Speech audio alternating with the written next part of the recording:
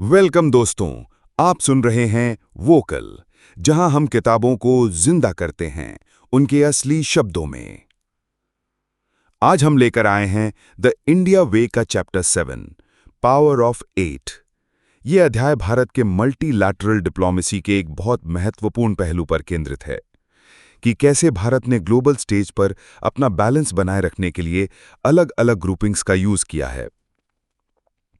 Doctor S Jaishankar शुरुआत में बताते हैं कि भारत ने हमेशा अपनी फॉरेन पॉलिसी में ऑटोनॉमी और फ्लेक्सिबिलिटी को बनाए रखने की कोशिश की है, और ये तब और भी ज़रूरी हो जाता है जब दुनिया में मेजर पावर शिफ्ट्स हो रहे हों, जैसे चाइना का राइज, अमेरिका की रीकैलिब्रेशन और यूरोप का इंट्रोस्पेक्शन। इस चेंजिंग वर्ल्ड ऑर्डर में भारत को एक ऐसे रोल की ज़रूरत है जहां वो अपने नेशनल इंटरेस्ट को प्रोटेक्ट कर सके बिना किसी एक कैंप में फुली अलाइन हुए। इस कॉन्टेक्स्ट में डॉक्टर जयशंकर पावर ऑफ 8 का कॉन्सेप्ट रखते हैं। वो बताते हैं कि कैसे भारत ने कई इंपॉर्टेंट ग्रुपिंग्स का हिस्सा बनकर अपना ग्लोबल इन्फ्लुएंस एक्सपैंड किया है, लेकिन एक ही समय में अपनी स्ट्रेटेजिक ऑटोनॉमी भी मेंटेन रखी है। ये 8 ग्रुपिंग्स हैं: G20, BRICS, SCO, Quad, RIC, BIMSTEC, IORA और कॉमनवेल्थ।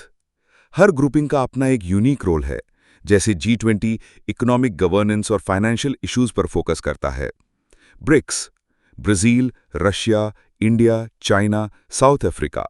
इमर्जिंग इकोनॉमीज का एक ऐसा ग्रुप है जिसमें इंडिया एक इक्वल पार्टनर है और जहां से वो ग्लोबल साउथ के इंटरेस्ट्स को आर्टिकुलेट करता है। फिर आता है SCO, शंघाई कोऑपरेशन ऑर्गेनाइजेशन, जो सिक्योरिटी, काउंटर टेररिज्म और सेंट्रल एशिया से जुड़ी डिप्लोमेसी में एक की प्लेटफॉर्म बन गया है।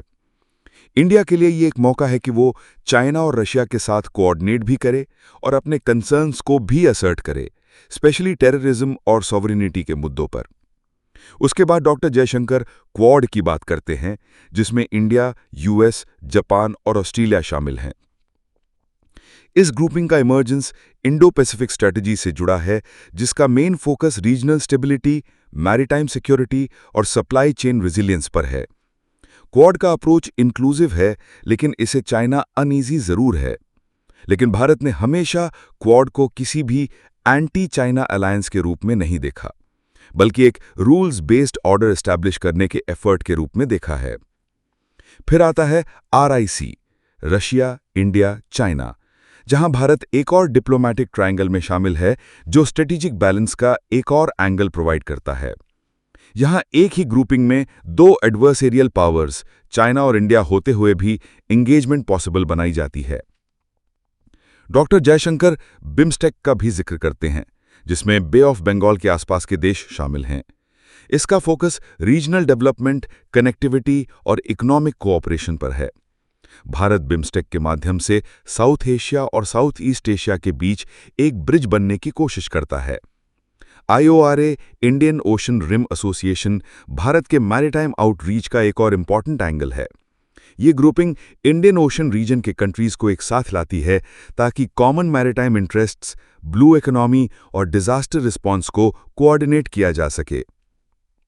और अंत में कॉमनवेल्थ, जो एक लेगेसी इंस्टीट्यूशन है, लेकिन जिसमें भारत का एक सॉफ्ट पावर प्रेजेंस है। इस ग्रुप में भारत अपने कल्चरल टाइज, डेमोक्रेसी और डेवलपमेंट मॉडल्स के जरिए अपना इन्फ्लुएंस बना सकता है।